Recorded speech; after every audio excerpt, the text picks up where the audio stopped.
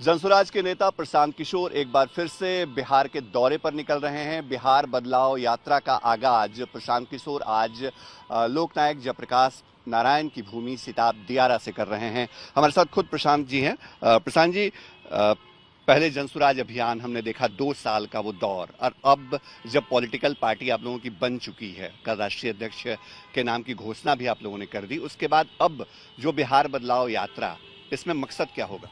देखिए, जो 2 साल मैंने पदयात्रा की, उसका लक्ष्य ये था कि बिहार में जाकर लोगों को जनसुराज की सोच, इस परिकल्पना, इस प्रयास के बारे में बताया जाए। लोगों को ये बताया जाए कि कैसे वो साथ में आकर बिहार में एक नया बेहतर ईमानदार विकल्प बना सकते हैं, कैसे वो अपने 30 साल की राजनीतिक जो बंधुआ मजदूरी है, जहां लोग भाजपा के डर से लालू जी को, लालू जी के डर से भाजपा नीतीश को वोट देते हैं, इससे बाहर निकल सकते हैं, कैसे इस व्यवस्था के जरिए वो अपने बच्चों के लिए बेहतर भविष्य बना सकते हैं। उस लक्ष्य को लेकर 2 साल में करीब 5000 गाँव में गया रहा, आप लोगों ने तो खुद देखा है। उसके बाद जब 2 अक्टूबर को दल मिला, उसका असर ये हुआ कि लाखों लोगों की एक जमात बन गई, सबने मिलकर एक दल बनाया जिसको जनसुराज के नाम से लोग आज जान रहे हैं। अब जब दल बन गया है, पिछला 6 महीने मैंने उस दल के संगठन को बनाने में लगाया है। जैसा कि आप बता रहे हैं, इसके पदाधिकारी, इसके कार्यकर्ता, इसके नेता, सब संगठन के लोगों की नियुक्ति हो गई। अब मैं जो यात्रा शुरू कर रहा हूँ, ये बिहार बदलाव यात्रा है और जेपी के जन्मभूमि से शुरू कर रहे हैं, क्योंकि सबसे पहले व्यवस्था परिवर्तन का नारा इस देश में संपूर्ण क्रांति की बात जेपी ने करी। तो आज अगर कहीं व्यवस्था परिवर्तन की जरूरत है तो वो बिहार है, क्योंकि जिस बिहार के लाल जेपी ने व्यवस्था परिवर्तन संपूर्ण क्रांति की बात की, पूरा देश बदल गया, पूरा देश आगे बढ़ गया। बिहार जहां था वहीं रह गया, हम लोग वहीं छूट गए। बिहार तब भी देश का सबसे गरीब और पिछड़ा राज्य था, और आज भी हम लोग देश के सबसे गरीब और पिछड़ा राज्य हैं। तो जेपी के कर्मभूमि से एक बार बिहार के लोगों को, जब वो एक निर्णायक मोड़ आ गया है कि 5 महीने में यहाँ चुनाव होना है, मैं जाकर लोगों को ये बताना चाहता हूँ कि अगर आप व्यवस्था परिवर्तन चाहते हो, जेपी को मानते हो, तो ये वो समय है जब एक बार संकल्प लो, जाति धर्म नाली गली से ऊपर उठकर एक बार अपने बच्चों के लिए वोट दो, बिहार में नए बदलाव के लिए वोट दो, बिहार में अपने बच्चों के पढ़ाई रोजगार के लिए वोट दो, इस संकल्प के लिए वोट दो कि बिहार के बच्चे भी मजदूर बनकर बाहर नहीं जाएंगे। ऐसी व्यवस्था बनानी है, इसलिए इसका नाम है बिहार बदलाव यात्रा। इसलिए ये शुरू हो रहा है जेपी के गांव से, और आने वाले 4 महीने में 120 दिन में हम लोग का प्रयास होगा कि 240 विधानसभा क्षेत्रों के गांव, शहर, पंचायत, हर जगह जाएं। डेली में 80 से 100 किलोमीटर करीब यात्रा करूंगा, और कोशिश करूंगा कि बिहार के लोगों को एक बार फिर से जगाया जाए, उनको याद दिलाया जाए कि इससे बेहतर व्यवस्था बदलने का कोई आपके पास अवसर आने वाला नहीं है।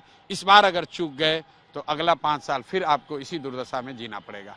5 महीने का वक्त विधानसभा चुनाव में, 120 दिन की यात्रा, हर विधानसभा क्षेत्र में आप जाने वाले हैं, 2 विधानसभा 1 दिन में, तो 4 महीने का वक्त तो इसी में निकलेगा। प्रशांत जी, मतलब ये माना जाए कि चुनावी आगाज ही एक तरीके से? बिल्कुल। देखिए, मेरा अपना लक्ष्य चुनाव नहीं है, मेरा अपना लक्ष्य बिहार की जनता को इस बात के लिए तैयार करना है कि वो विकल्प बना सकते हैं, वो एक बेहतर बिहार में भी बदलाव हो सकता है, बिहार में भी अच्छे नेता चुनकर आ सकते हैं, बिहार में भी ऐसी व्यवस्था बन सकती है जहां हम लोग के बच्चों को शिक्षा रोजगार हो सकता है, बिहार में भी ऐसी व्यवस्था बन सकती है जबकि हमारे बच्चों को यहाँ से ट्रेन से मजदूर बनकर बाहर नहीं जाना पड़ेगा।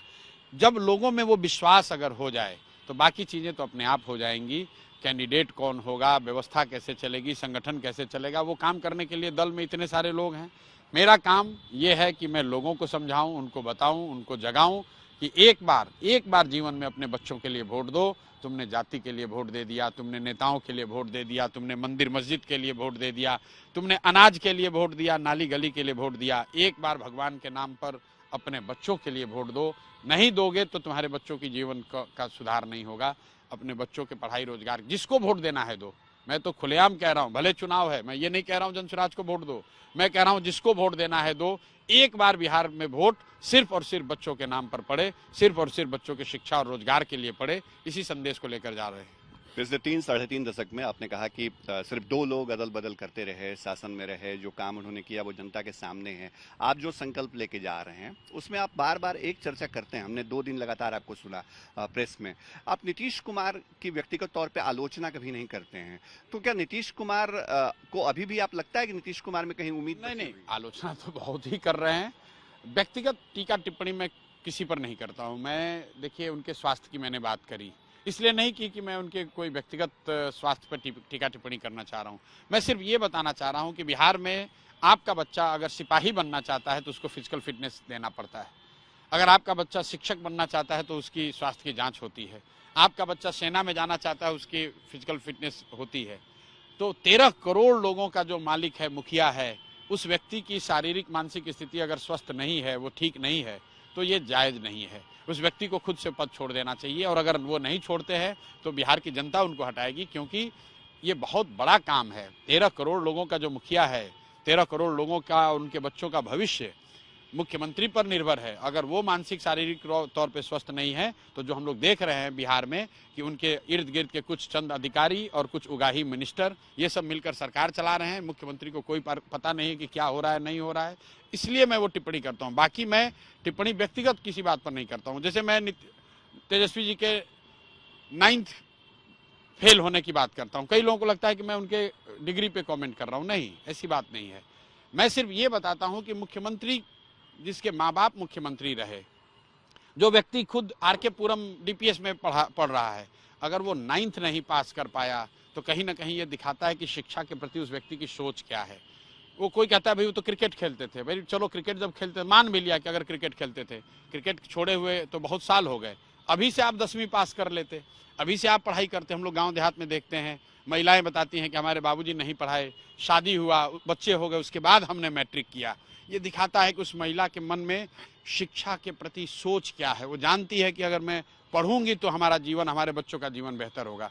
जब आप मुख्यमंत्री के लड़के हैं और आपके पास सारी सुविधा होने के बावजूद आप 9th क्लास नहीं पढ़ते हैं, तो महत्व इसका नहीं है कि आप 9th पास किए कि नहीं, महत्व इसका है कि आपके लिए शिक्षा के बारे में आप सोचते क्या हैं। और जो व्यक्ति शिक्षा का सम्मान न करता हो, बिहार का लिए आगे का रास्ता कैसे निकालेगा। मैं आपको ये दोनों एग्जाम्पल इसलिए दे रहा हूँ कि टिप्पणी भले आपको व्यक्तिगत दिख सकती है, लेकिन मेरा कोई व्यक्तिगत लड़ाई नहीं है।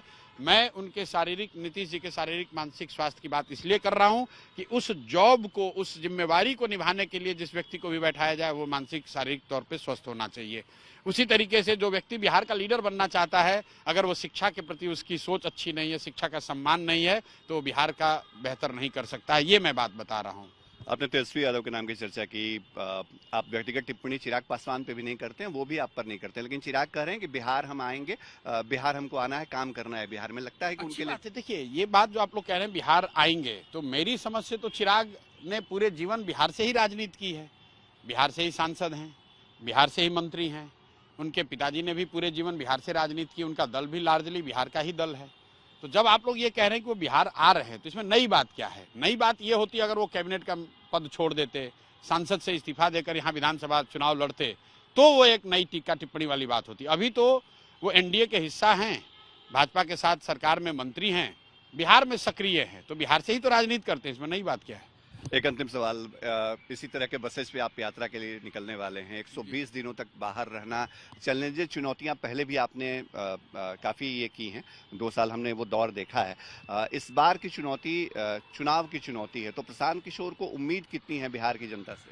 बिल्कुल, आप इतना तय जानिए, आप लोग तो खुद पत्रकार हैं, जमीन पर हैं, आप जाकर देख लीजिए। बिहार में 100% बदलाव का माहौल है। चाहे आप किसी जाति वर्ग के हैं, किसी दल के मानने वाले हैं, किसी नेता के समर्थक हैं, हर व्यक्ति चाहता है बिहार में बदलाव हो। कोई ये नहीं कह रहा है कि ये जो आज व्यवस्था चल रही है ऐसा चले। ये संभव है कि वो जनसुराज को पसंद न करता हो, लेकिन बदलाव होना चाहिए, इस पर तो करीब करीब बिहार में सहमति है।